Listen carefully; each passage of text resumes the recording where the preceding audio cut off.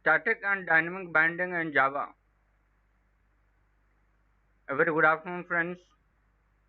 We are starting with dynamic binding in Java.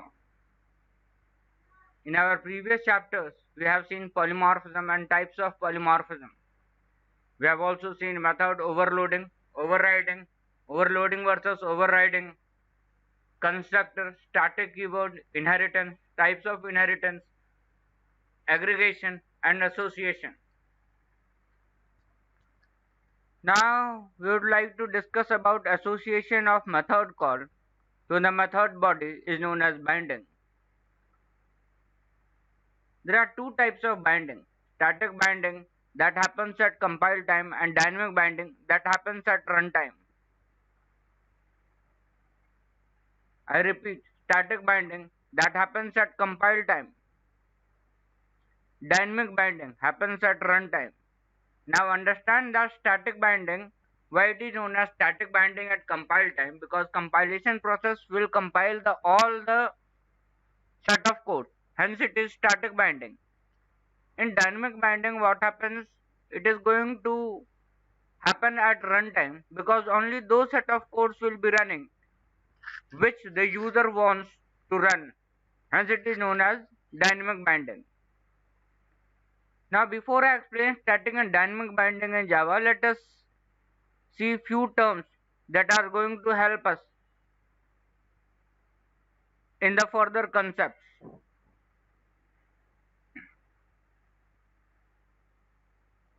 What is reference and object? We have a class human, we have another class boy which inherits the class human. We have the main function boy and assigns a reference of boy to it. The statement simply creates an object of the class. You can see that this is the class boy. This is the object we have created obj1 which creates a reference to the boy. Since the boy extends human class, the object creation can be done in this way. Parent class reference can have child class reference assigned to it. We have another object obj2 which has a reference to the function boy, to the class boy.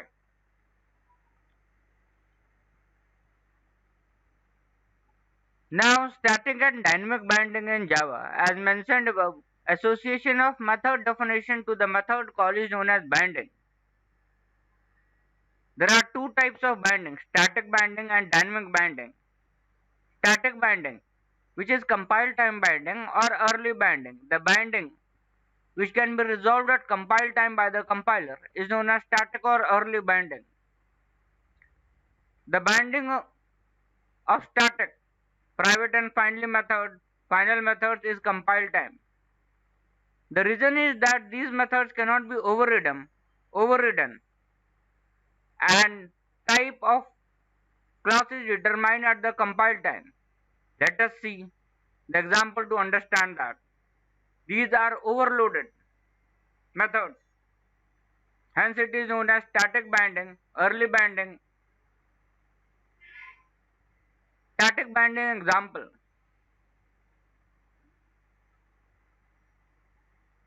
Here we have two classes, human and boy.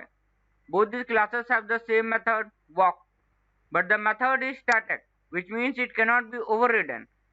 So even though I have used the object boy class while creating object obj, the parent class method is called by it because the reference of a human type of parent class.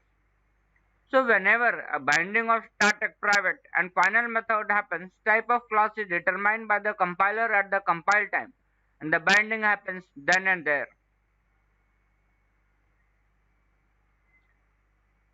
Class human, class boy. Now we are going to create an object of class human which is going to have a reference with the boy. Reference is of human type and object is of boy type. Human obj. Reference is of human type and the object is of human type. We have a second object. Now you can see that both the objects are calling the same function.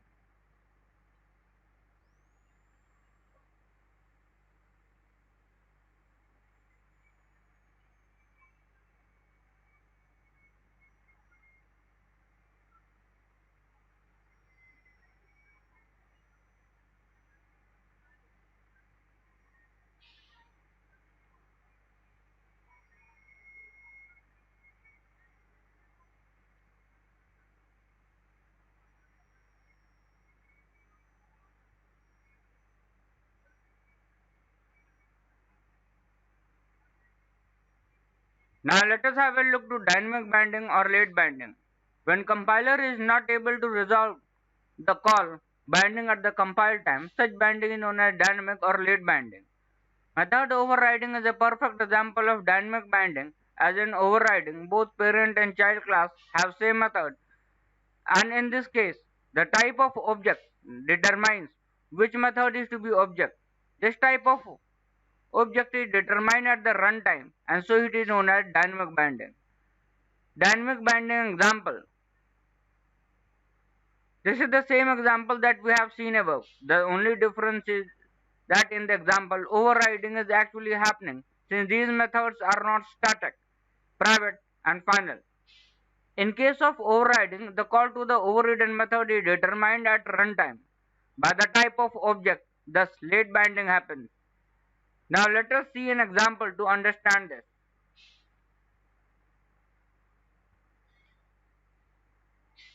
We have a class, we have another class, we have created an object, we have created another object, we have called the function.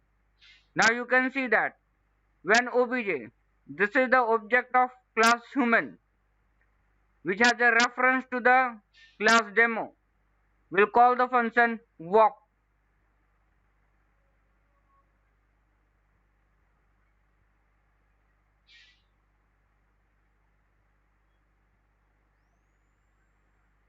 Now this object, you can see that this object has a reference to the class demo.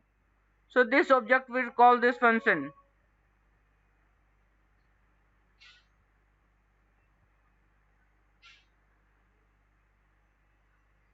In the class demo, as it has a reference to the class.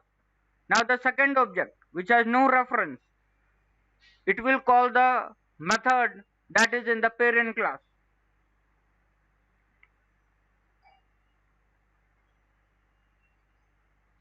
Now static binding versus dynamic binding. As you can see that the output is different than what we saw in static binding. Example, because in this case, while creation of object, the type of object is determined as a boy type. So method of boy class is called. Remember, the type of object is determined at the runtime. Now proceeding further, let us have a look to the static and dynamic binding. Static binding happens at compile time, while dynamic binding happens at runtime.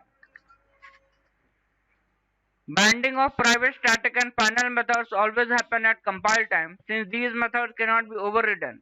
When method overriding is actually happening and the reference of parent type is assigned to the object of child class type, then such binding is resolved during runtime.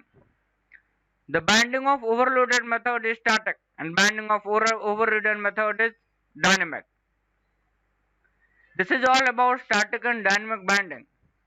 Proceeding further, we are going to look to abstract class and methods, abstract methods and interfaces.